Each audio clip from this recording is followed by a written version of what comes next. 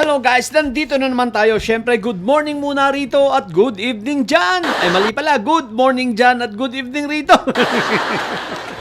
Eto guys, pag-usapan natin, merong announcement yung spokesperson ng Blue Ribbon Committee, ng Maysayad Blue Ribbon Committee. Ayan, si Mike Diferencia. At ang sabi niya, sa June 16, meron gaganapin daw ang Blue Ribbon, no, ng Maysayad Block. Saan? Sa Double Gem EDSA Garden Events Place. Anong oras? Alas 10 ng umaga. Oh, makinig kayo ha. Mga didilis, manood kayo rito. May sarili ng Senado ngayon na May sarili ng Senado ang Maysayad Block ha. At siyempre, ang Senate President nila ay si Antipetra. No? Tapos ang spokesperson na nila, may spokesperson na ngayon ng Senado ha.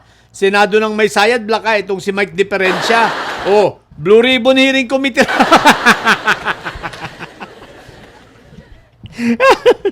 Ang tibay ng mga mukha no?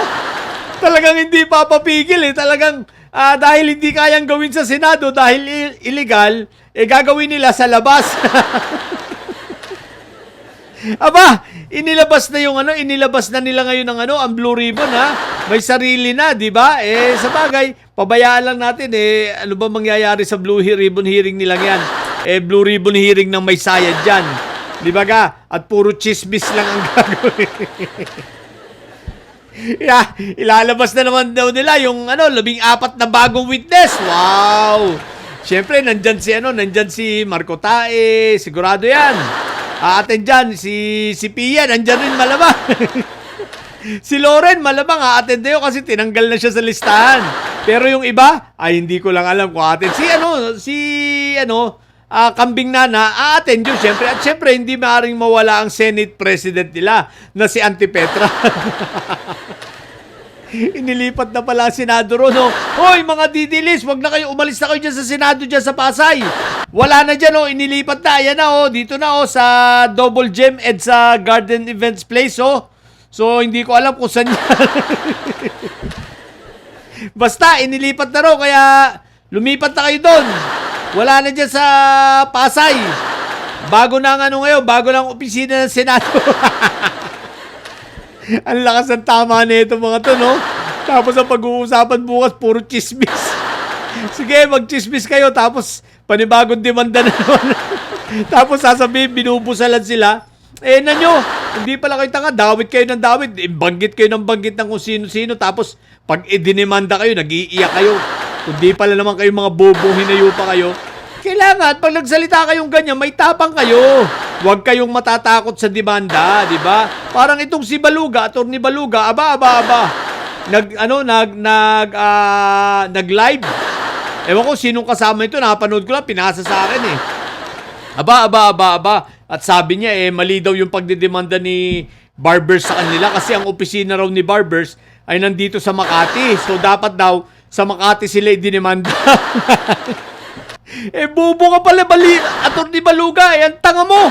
Bakit? Congressman ba si Barbers ngayon? Congressman ba si Robert Barbers ngayon? Di naman siya congressman private citizen na siya Ang tanga mo.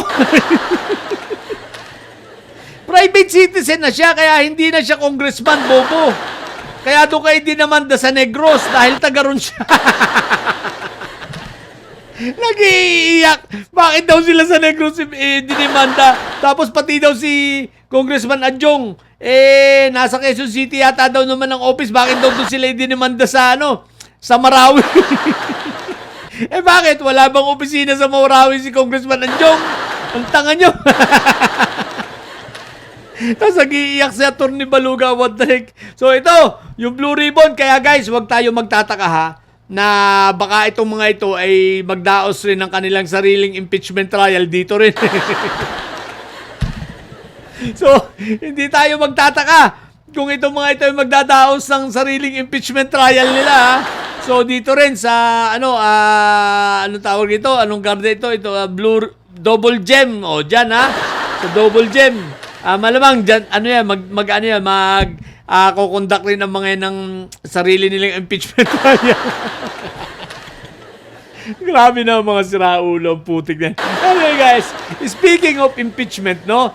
So tulad ng nasabi ko noon sa ating mga senador, nagbabantay na sa inyo ang mamamayan. Marami ng mga itinayo na mga iba't iba itong mga civic organizations, no? Mga nagtayo na, 'di ba, ng mga bantay impeachment. Andiyan sila Attorney Dino, 'di ba? At yung sinabi ko sa inyo noon na mga non-government organizations, itong mga ito, tututok sa mangyayaring trial. So, habang kayo dinadaos nyo impeachment trial dyan, sila rin naman ay gumagawa ng sarili nilang mga analysis, no? Para sa taong bayan, para mas maintindihan. Sapagkat ito ay binubuo ng iba't ibang civic organizations, mga legal luminaries, mga lawyers, mga academies, no? So, napakaganda. Kaya sa madaling salita, itong impeachment trial na ito, walang takas itong si Inday Sayan. Pati kayong mga senador, yung iba dyan, ako po, Rudy, wala tayong problema sa solid sa SB 11, sa Fantastic 11. Talagang yung mga yan, talagang handa niyan talagang ibuyang-yang ang mga ebidensya. At ang gusto niyan, malabas talaga ang mga ebidensya. At dahil sa sila ay majority na, isama mo pa dyan sila.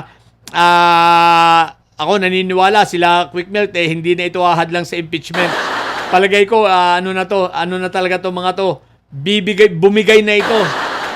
Talagang ito hindi na ko kontra sa anumang mga paglabas ng mga ebidensya dahil nga sa gusto na lang siguro nilang gumawa ng tama.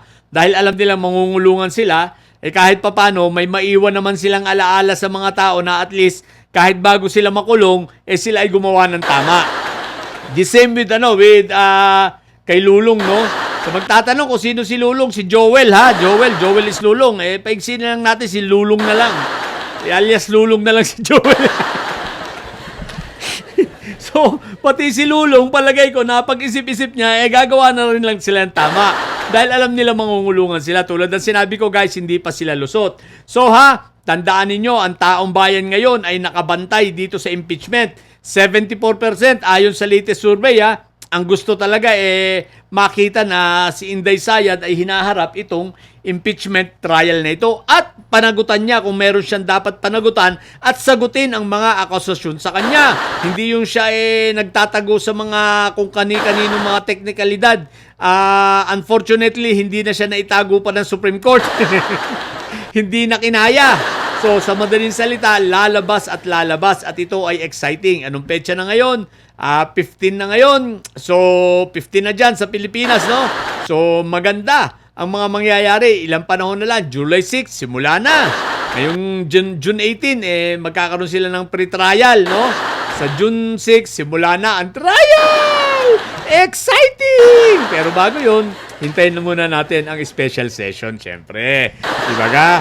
At tingnan natin pag nagkaroon ng special session at naihalal na si Senator Gatchalian, si Win Gatchalian bilang Senate President, ang tanong ko, magta-trial pa kaya itong mga ito sa labas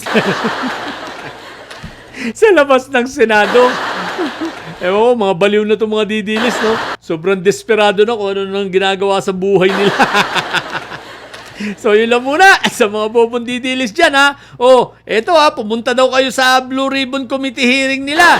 Hindi nga lang sa Senado, sa ibang opisina ng Senado nila. Ewan ko kung saan ito. Basta dyan, sa Double Gem, EDSA Garden, dyan. Hindi ko alam kung saan yan. Baka sa crossing siguro. Basta, puntahan nyo, mga didilis. Para matuwa naman sa inyo yung mga amo nyo.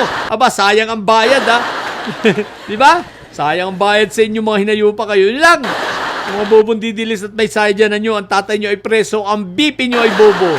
Manatili kayo mga bobo at may sayad sapagkat ang may sayad ay laging high blood. Bye!